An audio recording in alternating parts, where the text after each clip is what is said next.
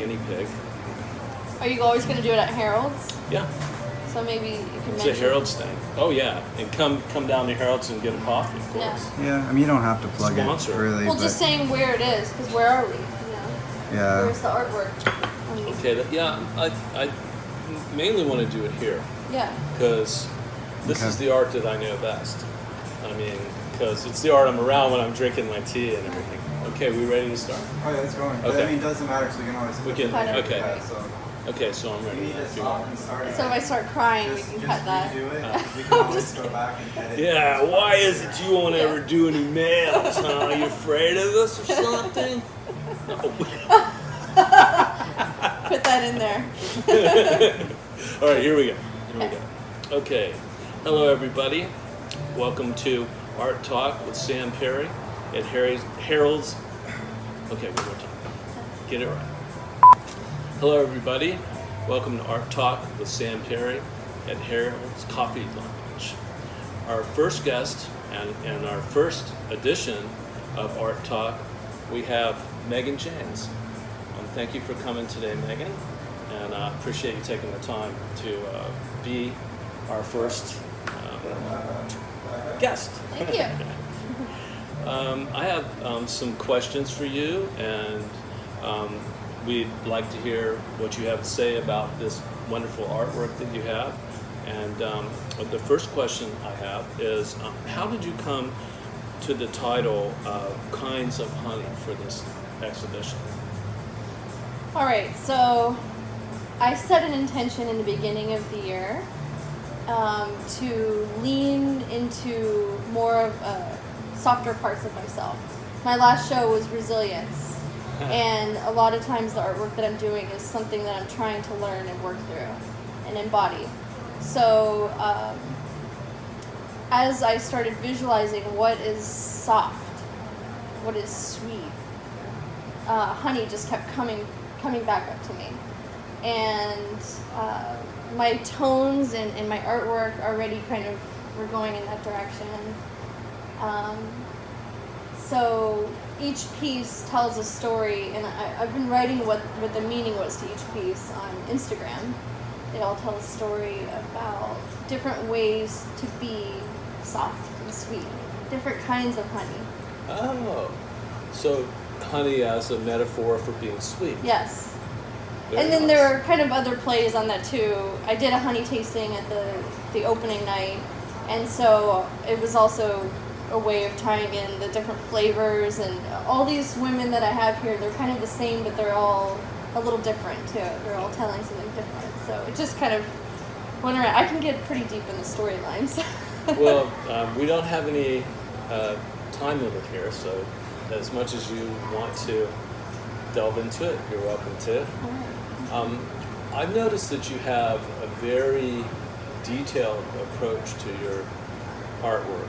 Would you consider your artworks drawings, or are they paintings, or what do you think you would call the mediums that you use? Yeah, it's so hard to say because sometimes I'm painting with inks, and sometimes I move the graphite with a paintbrush and some water or my beer or whatever liquid that I have around at the time. So I guess it's mixed media, it's illustration. Yeah, I kind of battle with what to call that exactly.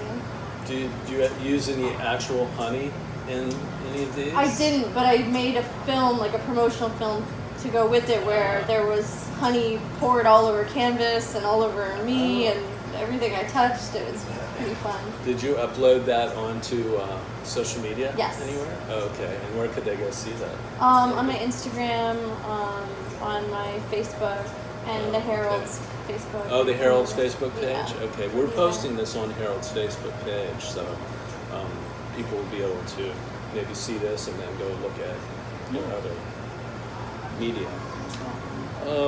Okay, some of the work that I look at is so detailed. So are some of the influences that you might have, are they artists who work with detailed type approaches to their art, or how do you decide what kind of other artists' work you might like? Yeah, I'm always drawn to things that look real. you know, the trickery of is it a photo or not. And even for me, I know sometimes it's not that important. If you step away and it looks real, that's great, it's exciting. But for me, if you get closer and it becomes more real on a different level, that's what's important in my work. So would you say that you'd like the viewer to have an intimate relationship with the work so that they come up close to it? Yeah. And in other words, like you want it to be open to the viewer to like be soft. For sure. Yeah, to come and take a closer look. But that's nice. A lot of artists, I feel, today really have such like aggressive approaches to their art, or sometimes maybe a little bit, you know, kind of want to almost offend you or something with what they do. So it's nice to know that there are artists out there that are doing things that have a soft beauty to them instead of, you know, not saying there's anything wrong with it otherwise, but, Sure. but it's nice to see that in your work. I definitely use this body of work as an invitation for people to experience a feeling. This is a beautiful piece behind us here. Could you, is that you? Is it a self-portrait, or is it, would you say that they're based on your autobiographical sense, or are they people that you know? Or? This one's inspired by an Australian model. I use models. I used to do myself a lot when I was in high school. That was my main subject. But usually I'll visualize a way that I want a woman to be, a position or something like that, and I'll either take the picture if I can't find it with a friend, or I'll find a model that's doing something similar that represents whatever emotion I'm trying to get across. I'm very impressed and taken with your use of values and darks and lights and everything, and you get a nice, strong contrast, and yet it's still very soft. So you can see it. It's not so soft that it's got enough impact that you can see it, but you have a nice range of values. So there's a kind of softness and a delicate touch Thank you. to it that is impressive. I appreciate that. Okay. So, have you ever considered doing drawings of males, and is that something that you could find a way to work into your repertoire? Yeah, I pretty much only did males when I was younger. Oh, Yeah. I'm new to your work. Okay, Yeah. I confess, I'm new to your I work. like when I was a kid. I'm 33 now, so there hasn't been like a huge evolution, but I started out doing like Abraham Lincoln and men with a lot of wrinkles. I did the Rolling Stones for my parents, and any man that had a lot of character. Yeah, and Native Americans. I did a lot of those. Oh, that's A lot of chiefs I did in my earlier works on wood. So it was similar stuff, very detailed pencil, but it was all men. And then I started with the self-portraits, and then it just kind of led into finding models and being okay with finding a picture that depicted whatever I was trying to accomplish. But yeah, I'm open to it. Oh, that's great. That's great. Well, I think that with whatever style that you have, you can accomplish anything that you want to do because you have such good grasp on technique. Thank you. Another question I have for you. This is my second show. I must confess, like you said, I'm not that well versed in your work. However, the last time you had a show here, it was just drawings or paintings or mixed media that you do. But now I see you upped your game and you're working three-dimensionally as well. Could you tell us a little bit about these three-dimensional Yes. designs that you make? So the woodwork, I started during my divorce time period a couple years ago, and I was literally just piecing my life together like a puzzle. That's what it felt like. And so I stayed up really late at night, was like cutting all these pieces of wood and not having a plan, not really knowing what I was doing, but I love working with wood. and it was a more active type of art where I had my loud music and I felt empowered by using a saw. So it was part of my time period of healing. Yeah. That's one of the things that is really great about making art, isn't it? Yes. I mean, that it's a healthy way to move through our problems. So I think that's great. I'm glad you shared that with us. Yeah. Without coming up with a whole storyline and getting too much into, femininity and the process that I was going through then, it took that personal part out of it. But I was able to tell a story just with these pieces. And so the designs, they're all having this warmth, like radiating out. So that just kind of goes along with what I was saying here with the rest of the work, the kindness and the sweetness. Just one of the things that I observed as I've been looking at the work since it's been up now for a few weeks is that you have, no matter whether it's these construction pieces or your drawings, you have the desire, I guess, or to have a clean kind of effect. In other words, very, I guess, the construction of it is all so well done. That it's. I think it helps carry the art throughout. Like, for instance, you might ask yourself, or I was asking myself, what does this have to do with that? But as you look at the things, they start to unfold, and you can see the connections. You can see them as, I guess you can see them as crowns, or you can see them as like maybe a crest of arms, or some sort of personal meaning about the individual who is portrayed there. So I like that. I think had they been not as well crafted, they probably wouldn't have worked with this thing. But since they're so refined, that's the word I was looking for, refined, that they work quite well with the drawings. So woodwork is like singing the same song as the paintings, but it's just a different instrument. Yeah. Nice. Very nice. So I just randomly picked up trumpet while I've been playing guitar all the while. Yeah, that's what it feels like. Well, you're very good with the trumpet as well. Thank you. Thank you. I guess the question that I have is, do you ever use color? Most of the work I've seen only has what I would call accents of color, or maybe very low-key color. Yeah. Have you ever done work that's very colorful or bright, or is that not in your...